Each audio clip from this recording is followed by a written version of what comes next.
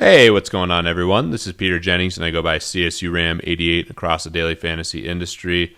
And pumped to be back at FantasyLabs doing a lineup review of the biggest DFS football tournament of the year. Of course, the DraftKings Fantasy Football World Championship was this last weekend in New York City.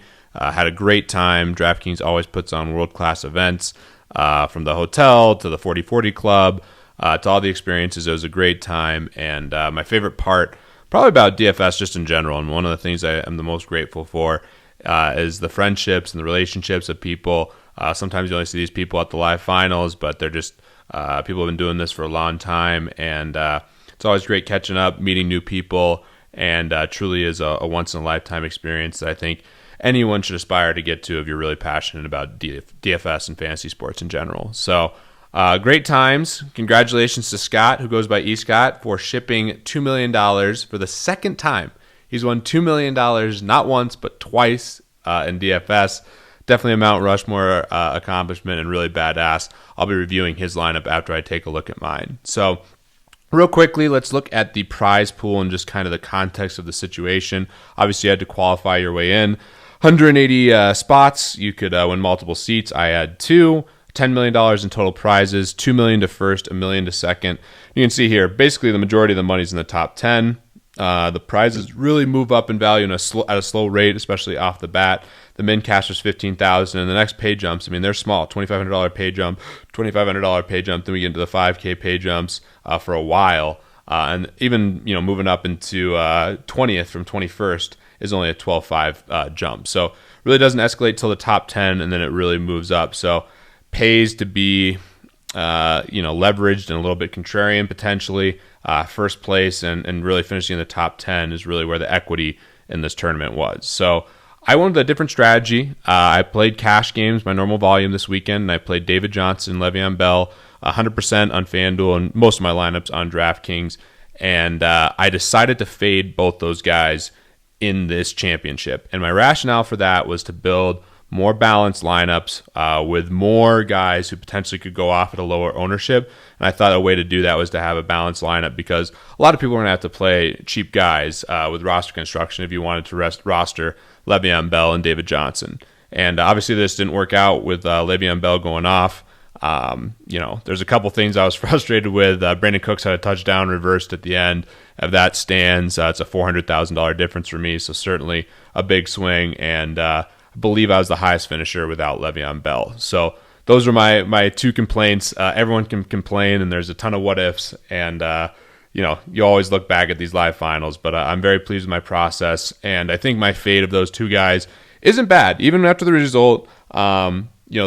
There's just so much you had to sacrifice with the pricing being relatively tight, and you just had to make a lineup that I thought was going to be really chalky with guys like Robbie Anderson, Taylor Gabriel. I thought that those guys were great plays, had exposure to them in cash games, but I thought a lot of the lineups were going to be similar, and I wanted a different type of lineup just from an overall roster construction standpoint because of the payout structure. So taking a look at my first team, I did go with chalky quarterbacks. I went with Kirk Cousins, who's my favorite quarterback on the week.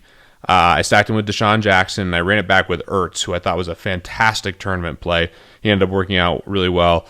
Great spot to pay up to be contrarian with Zach Ertz, and he was coming off a bunch of targets in a spot where I thought there'd be a lot of passing and a lot of plays. So I really liked running it back with Ertz, and that foundations of the stack really worked out. You'll see here in a little bit that I stacked the Colts and Texans game, and I was high on that game with defensive players being out on both sides and just being indoors with all the weather. So I took Lamar Miller here because I had the passing game on both sides and the other team, and I thought he'd be low owned. Turned out to be the case. Got scared that he was hurt. I'll talk about Melvin Gordon in a second, but was worried he might be hurt, and he did come back in, got over the 100-yard bonus, and scored a touchdown. Brandon Cooks is the other guy I went with. I really liked his upside here in a bounce-back spot for New Orleans, and just didn't pan out for Drew Brees and the Saints here. Had the opportunity with that touchdown that got reversed, like I said, but feel good about him as an upside play, and I ran it back with Mike Evans, so I was hoping for exposure in that game to go off on the passing side. Just didn't quite come to fruition. Deshaun Jackson, I stacked with Kirk Cousins, talked about him. Just really loved his upside, a little bit of narrative street with Philadelphia, and I just thought it was a solid play. Then I went with Emmanuel Sanders. That's on brand. My wife, if you followed any of these, loves Emmanuel Sanders. I love him too. Love the spot. And a huge game from Manny Sanders. Much respect to him this year. Just awesome that he had a great game. Mike Evans really killed my team. Had him in the flex. I didn't actually have $100, but if I went Le'Veon Bell, Jaguars D, I believe I win. I would have won the tournament. That was something I was considering a little bit, although I probably went to play Brandon Cooks, and who knows with the butterfly effect what I would have actually finished on in my tournament. But that was a little bit in consideration. I went with Evans. It's easy to be results oriented, but I don't hate my process here with the team. And then I had the Dolphins D.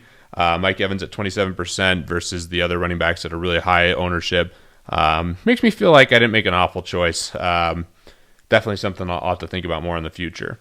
The second team that I went with had a chance to finish dead last.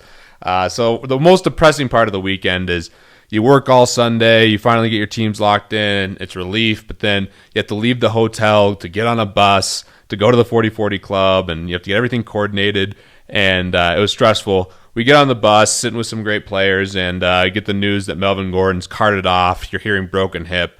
And when one of your teams is drawn dead right off the bat, it's a pretty gross feeling. So I was down about it, but it is what it is. Unfortunate. He's gotten hurt the last 2 years in the DraftKings finals, so just a bad break there.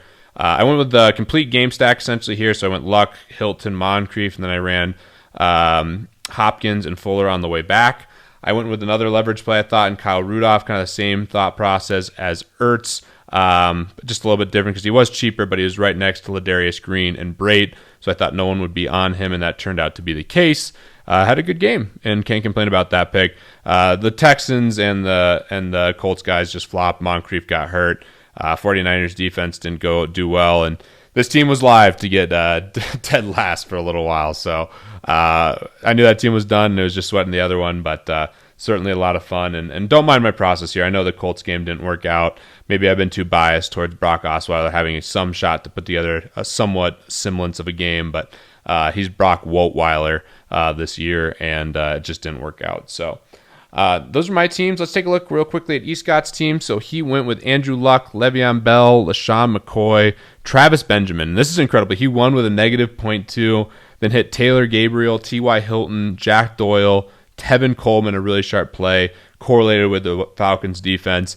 Really, really great lineup, and huge congrats again to Escott for, again, that's the second time he's won $2 million. So Mount Rushmore moment, really badass, and congrats again. So hope to see you guys at the top of the leaderboard upcoming. I'll be doing model previews. I'm back at home before leaving for the final FanDuel Championship, which is a $5 million prize pool, $1 million to first. I will be reviewing that lineup as well next week, and look forward to seeing some guys again, and always looking to see more FantasyLabs subscribers at the top of the leaderboard.